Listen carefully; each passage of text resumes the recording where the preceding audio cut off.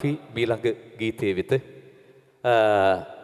ආල හැඟුම් මෝරා මෝදුවන මේ සෞම්‍ය වූ රාත්‍රියේ අවාරේ ඇවිදින් පෙරුම් පුරන්නේ හැමදාම මං හෙව්ව ප්‍රේමය හැඟින්නේ වරක මගේ හිත අවුලවා වරක ඔබමයි නිවන්නේ නුඹ ළඟ තරම් නෑ මට මන් දැනෙන්නේ තරුණ තරුණියන් බොහොම ආදරෙන් වැළඳගත් ඇය ගැයූ ඒ